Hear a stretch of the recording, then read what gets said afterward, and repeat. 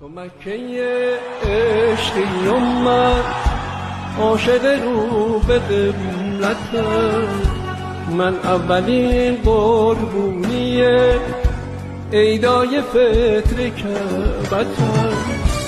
میمیرم اگه ندی تو حجتم، میمیرم اگه ندی تو.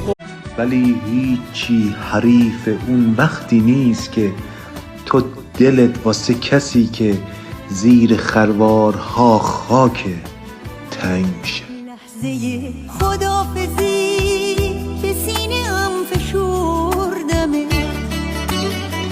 عشق چشمام جاری شد دست خدا سپردمه. دل من راضی نبود